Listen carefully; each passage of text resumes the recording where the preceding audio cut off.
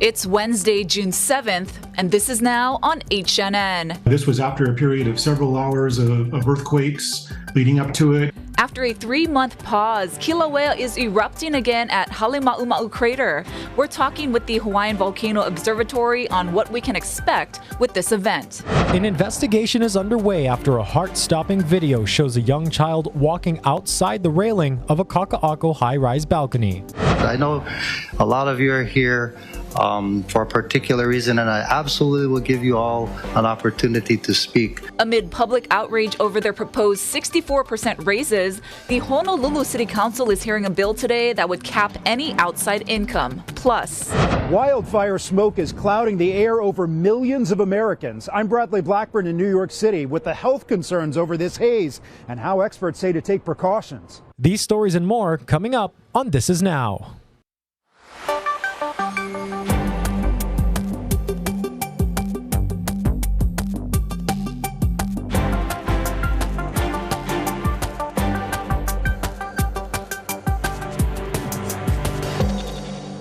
Aloha and good afternoon. Thank you for joining us here on This Is Now. The big story of the day, Kilauea is erupting once again after a months-long pause in activity. This is a time-lapse video from earlier this morning when the lava first broke through to the surface. Absolutely stunning. The Hawaiian Volcano Observatory says the lava is contained to the crater and does not pose a threat to the public. Now, for the latest on this event and what we can expect, we are joined live now by HVO's David Phillips. He's the deputy scientist in charge. Now, David, what can you tell us about this eruption and the activity you saw leading up to it?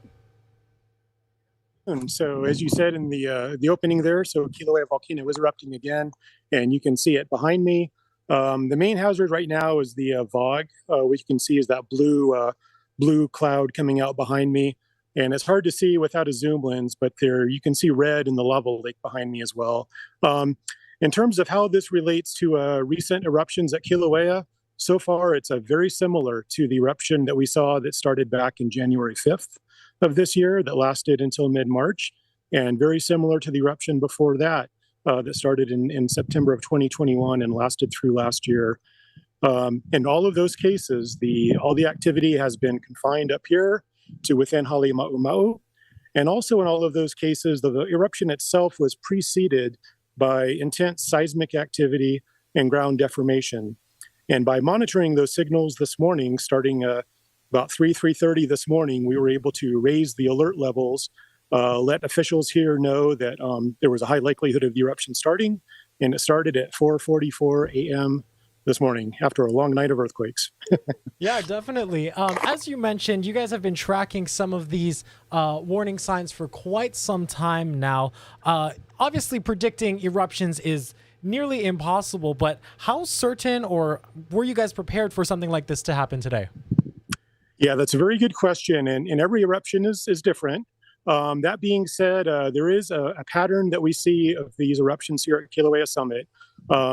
So it's basically been reinflating with magma coming back into the system since the last one stopped in mid-March. It's been kind of slowly inflating again, building back up. Seismic activity has been increasing. About 2.5 weeks ago, there was a marked increase in the number of earthquakes that were being felt and detected. And at that time, we put out a report saying that there was heightened unrest, was the words that we were using. Which meant that there were more earthquakes, more deformation, but it wasn't quite sustained and focused enough to lead to an eruption at that time. But we've been monitoring it, and over the last couple of days, things increased. And then the hours over last night is when it really picked up. And our monitoring network, which we've been able to improve since 2018 with recovery funds, was able to detect those signals so that we could give this forecast. And David, we can't really see in the crater behind you, but what can you tell us is happening in the crater behind you at this time? Yeah, so actually, if you go to the USGS website for HVO, we have a live stream as well, which is a high resolution, and it'll send you to a YouTube link from USGS HVO website. And that's the best way to see it. And if you go there, it's hard to see from this angle, but you'll see a number of fissures and orange lava coming up and erupting from those fissures. And then the surface itself, if it were dark right now, the area behind me would be all lit up in red. But here in the middle of the day, we can see red on the edges, but just looks kind of silvery. So what we're seeing is a series of fissures, lava coming out there in small fountains right now, and then a very active lake of lava. This morning when the eruption started, as you probably saw from the pictures, we had fountains of several hundred feet tall. And then since that time, things have been become more stable. All right. Well, David, thank you so much for your time and joining us here on This Is Now. We are definitely going to be keeping an eye on all of the activity there over on Hawaii Island. Thanks for all your work today. Yeah, and of course, Absolutely. visitors are already heading out to the crater to catch a glimpse of the spectacular sight. We spoke with a family visiting from Austin, Texas, who described the moments leading up to the eruption. We were at the volcano house sleeping, and at 2:41, 2:42, we got shook and awake, jumped up out of bed, didn't see anything. Happened again at 4:48, jumped up, didn't see anything, and then we heard some guy running down the hallway that it's erupting, and so we threw on his clothes as quick as we could and went out, and there she was. Pele was happy again. Yes. The shakes were scary. I've never experienced an earthquake, and the one at 2 o'clock was quite big. We all really woke up, but didn't expect that. Did not expect to see this. This is a once in a lifetime. Yeah, super exciting there. And as we mentioned, the visitors are already heading there. Let's give you a live look right now. This is Kilauea, Halemaumau Crater. So many people are just so excited to see this in person. Yeah, including our Casey Lund, who loves this coverage. He is heading to Hawaii Island as we speak, and he filed this quick report from the airport before he left. Hey, aloha guys, coming to you from Honolulu's airport. Forgive me if I'm a little frantic recording this because I literally just found parking. I had to park in the international terminal, make my way over here. That's how busy the airport is, so we're lucky to get on a flight. Yeah, I'm gonna be heading to Hilo, eventually up to Kilauea.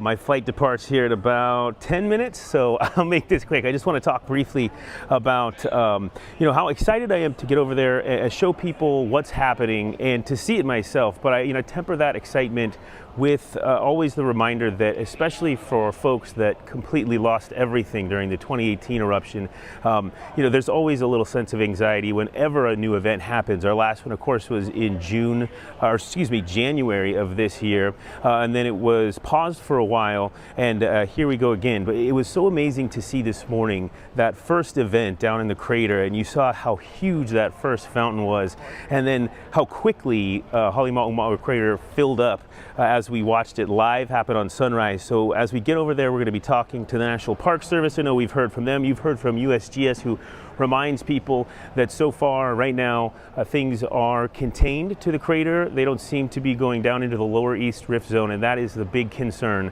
again for all those people that really were devastated back in 2018. But this seems to be, at least for now, like one of those eruption events that is going to be just fun to watch. So we'll go up to the park, we'll talk to people about their experiences. One of my favorite things to share is the kids that are from the mainland or international visitors that have never seen anything like this before, maybe never thought they would. They came to Hawaii to possibly witness this, to go to Hawaii Island and the park. Most people don't get to see it. It doesn't happen when they're there. But could you imagine being here on vacation and having an eruption event like this one that's so spectacular? So we'll be talking to those people and reminding folks everything they should know if they do want to visit the park and check it out. So we'll see you a little later. I'm going to get over there, get set up. Hopefully we'll see you at Ashley's show at 1st at 4, and then of course through the rest of the evening and on sunrise. Guys, thanks for checking in. I better go catch my flight. We'll talk to you later.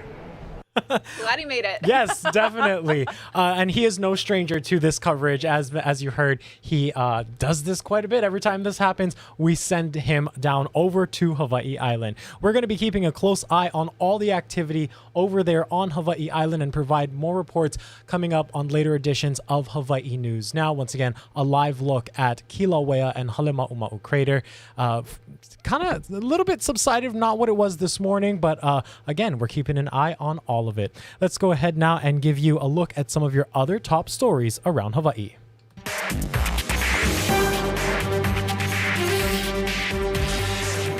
Proposed 64% raises for the Honolulu City Council appear to be on track for approval, but today the public may have a chance to make their voices heard. The raises themselves are scheduled to take effect in 3 weeks, even without a vote. But a related bill and resolution proposing a ban on outside income gets its first airing at council today. The meeting started at 10 a.m. at Honolulu Hale, and it could go all day. Council member Augie Tulba is one of 3 council members who publicly oppose the raise. The ban on outside income would cost him over $100,000 a year he earns as an entertainer.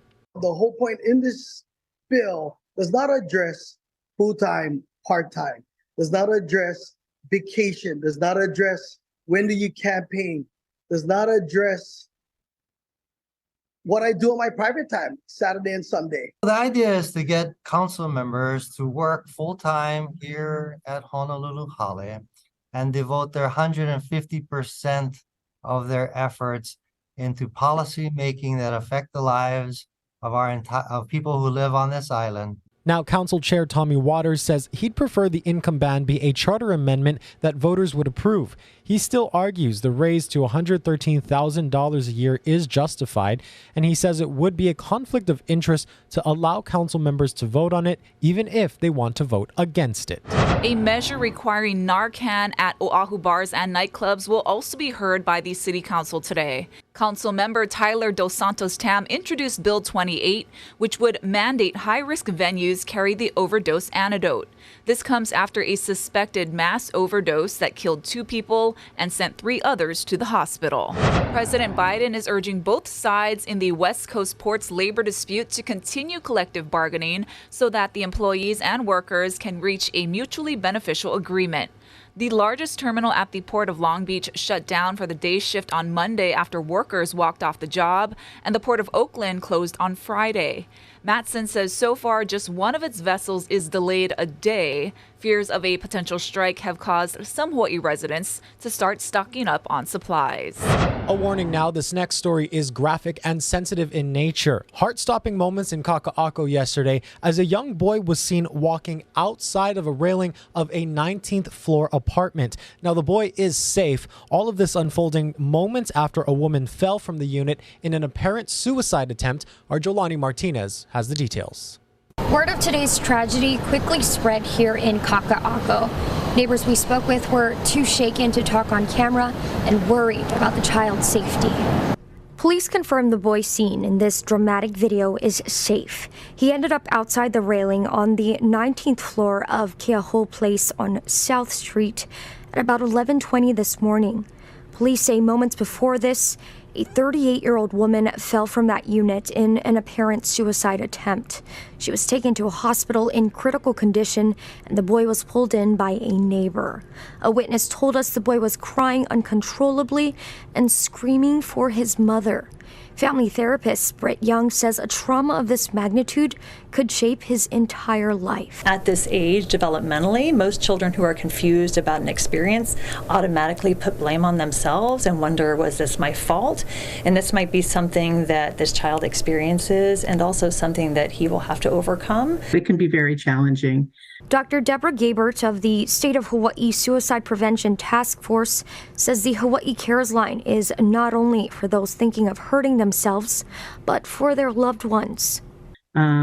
We say for everybody to call the Hawaii Cares Line for help because that child may also need help and need to get connected to services. She says they're seeing an uptick in people calling for help. From April 2022 to this past May, the hotline got 159,000 calls. So I want to turn that and say that's a good thing. We want people to call and ask for help, and we want ultimately to have fewer deaths. Gabert says this group also offers mobile outreach. Over the last year, they've dispatched helpers 8,000 times. They can come and do an assessment at your home. So somebody can show up and actually do that evaluation if it's not an emergency. And again, all of those are accessed through the same phone number locally. If you or someone you know is struggling, call Hawaii's 24-hour suicide and crisis hotline at 988. Reporting from Kaka'ako, Jolani Martinez, Hawaii News Now. Richmond Public Schools in Virginia announced all remaining high school graduations will be rescheduled. This after a shooting outside a high school graduation Tuesday left 2 people dead and 5 others wounded. Authorities believe the suspect, 19-year-old Amari Pollard, had an ongoing dispute with one of the victims, 18-year-old graduate Sean Jackson, but the motive is still unknown.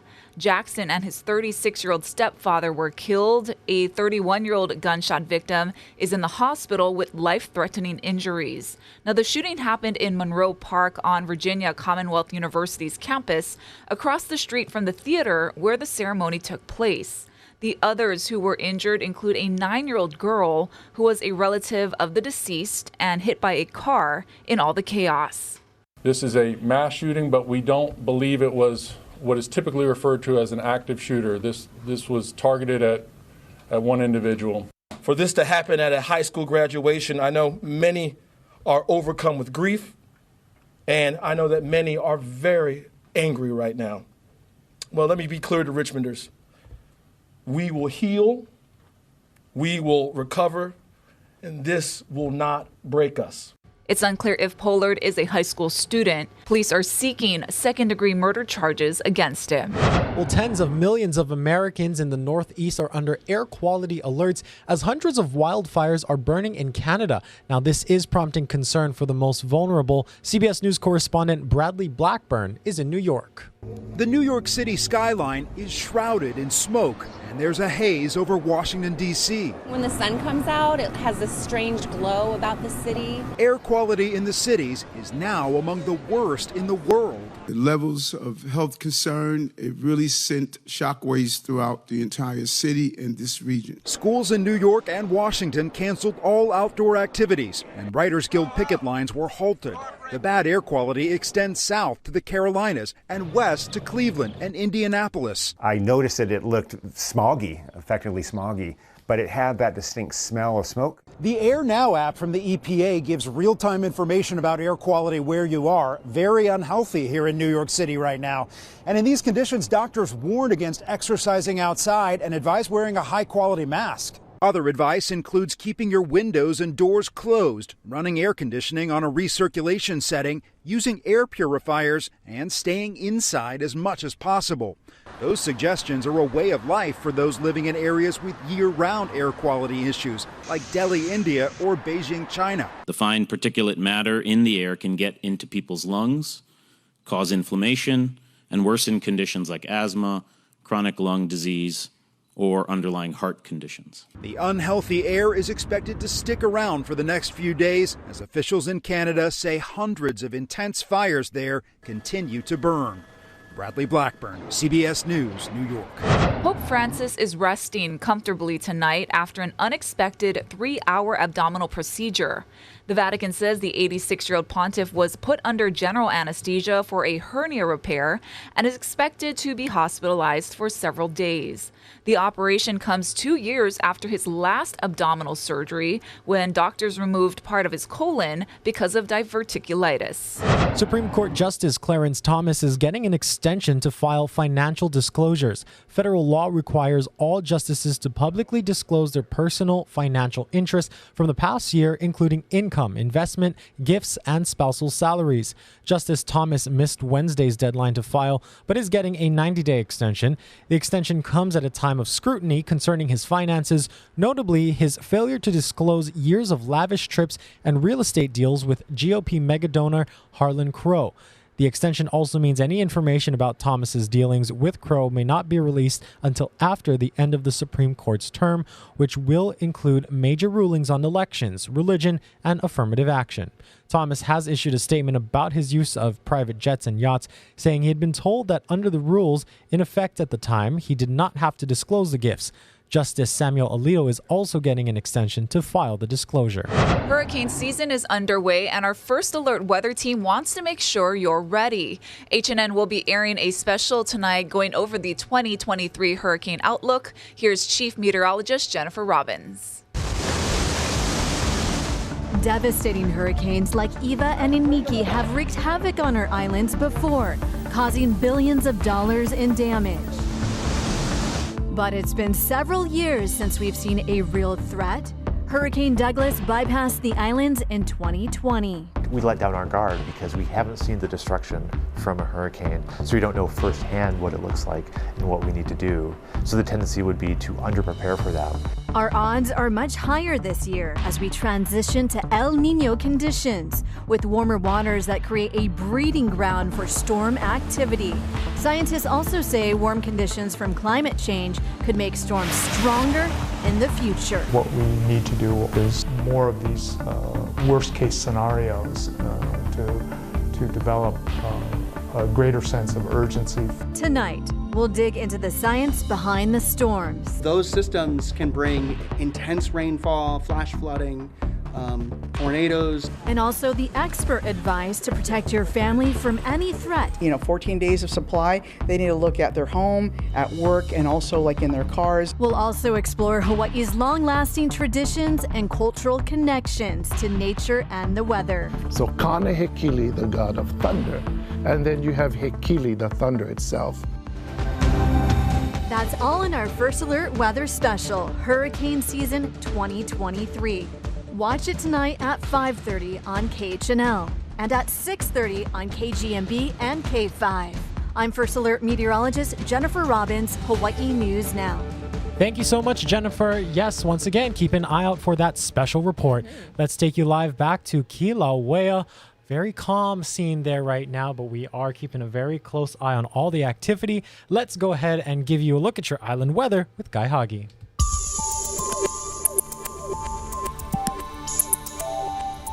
We might have some air quality issues for parts of the state as well because of the volcanic activity in Halemaumau. Parts of Hawaii Island could see more fog, but the rest of us will have trade winds, so we'll be okay. We won't have a whole lot of rain anytime soon, although today maybe some spotty afternoon showers, and then when the trades kick up on Friday, maybe a few more passing showers in the overnight and early morning hours, mainly for those windward areas, but you can see significant rainfall not expected anytime soon. So we're in for a long stretch of really nice weather. Plus, with those winds coming up, it's going to feel more comfortable. The winds slowly getting stronger tomorrow, going from 5 to 15 today, 10 to 20 tomorrow, even stronger over the weekend. And once they're here, they're not leaving anytime soon. So that's a good stretch of weather.